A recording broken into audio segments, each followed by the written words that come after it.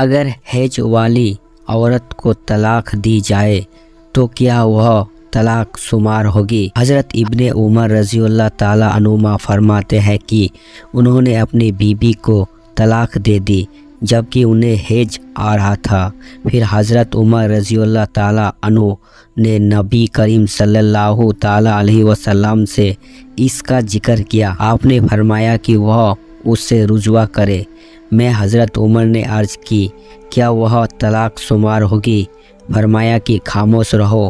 یونس بن جبیر نے حضرت ابن عمر سے روایت کی ہے کہ آپ نے فرمایا اسے روک لو پھر اسے رجوع کر لینے کا حکم دو۔ میں عرض گزار ہوا کہ کیا وہ طلاق شمار ہوگی؟ فرمایا اگر تم دیکھا کہ کوئی عزیز آ جائے یا احمق بن جائے۔ سید بن جبیر کا بیان ہے کہ حضرت ابن عمر نے فرمایا کہ مجھ پر ایک طلاق شمار ہوگی۔ باب کیا طلاق کے وقت مرد کو بیوی کی جانب متوجہ ہونا چاہیے؟ اوجائی کا بیان ہے کہ میں نے جوہری سے پوچھا کہ نبی کریم صلی اللہ تعالیٰ علیہ وسلم کی کون سی بیوی نے آپ سے پناہ مانگی تھی؟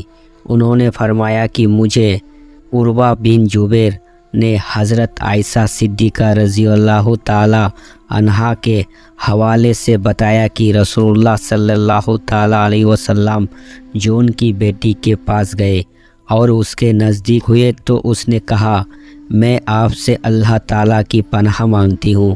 پھر آپ نے اس سے فرمایا تم نے بہت بڑی ہستی کی پناہ لی، لہٰذا آپ اپنے گھر والوں کے پاس چلی جاؤ۔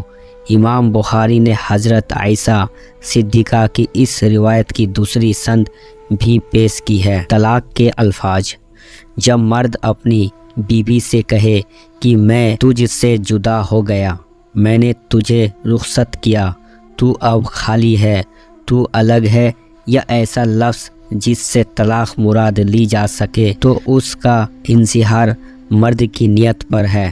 چنانچہ ارشاد ربانی ہے اور انہیں اچھے طریقے سے جدا کر دو، سورہ الاحزاب، اور تمہیں جدا کر دوں اچھے طریقے سے، الاحزاب، اور انہیں دستور کے مطابق روکے رکھنا ہے یا نیکی کے ساتھ رخصت کرنا ہے، البقر، یا انہیں اچھے طریقے سے رخصت کر دو، اطلاق۔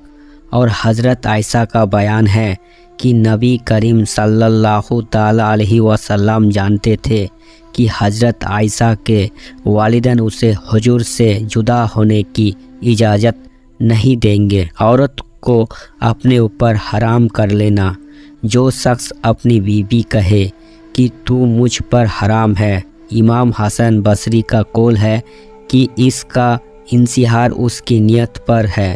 دیگر اہل علم حضرات کا قول ہے کہ جب مرد نے 3 طلاقیں دے دی تو عورت اس پر حرام ہو گئی، اور اسے طلاق و جدائی سے حرام ہونا کہتے ہیں، اور یہ کھانے کو حرام کر لینے کی طرح کی بات نہیں ہے، کیونکہ حلال کھانے کو حرام نہیں کہا جاتا، جبکہ مطلقہ کے لیے کہا جاتا ہے کہ یہ اس مرد پر حرام ہے، اور کہا گیا کہ 3 طلاقیں دینے کے بعد وہ اس مرد کے لیے حلال نہیں ہوتی، یہاں تک کہ دوسرے شوہر سے نکاح نہ کرے۔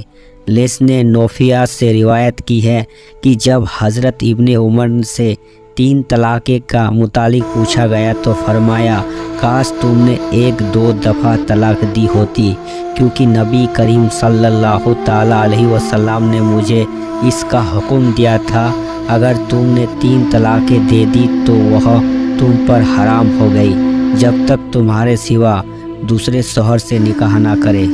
3 طلاقوں کے بعد دوسرے شوہر سے نکاح کیا اور اس نے بھی ابھی ہاتھ نہیں لگایا۔ حدیث: عمر بن علی، یحییٰ، حشام، عروہ بن زبیر۔ حضرت عائشہ صدیقہ رضی اللہ تعالی عنہا نے نبی کریم صلی اللہ تعالی علیہ وسلم سے روایت کی ہے۔ حدیث: عروہ بن زبیر نے حضرت عائشہ صدیقہ رضی اللہ تعالی عنہا سے روایت کی ہے کہ رفاع قریظی نے ایک عورت کے ساتھ نکاح کیا اور پھر اسے طلاق دے دی۔ اس عورت نے دوسرے آدمی سے نکاح کر لیا، پھر وہ نبی کریم صلی اللہ تعالی علیہ وسلم کی خدمت میں حاضر ہوئی اور آپ سے ذکر کیا کہ وہ اس کے پاس نہیں آتا اور اس کے پاس ہے بھی صرف خدنا یعنی نامرد ہے۔ آپ نے فرمایا کہ تم پہلے شوہر کے پاس اس وقت تک نہ جا سکو گی جب تک دوسرے شوہر کا ذائقہ تم اور وہ تمہارا ذائقہ نہ چکھ لے۔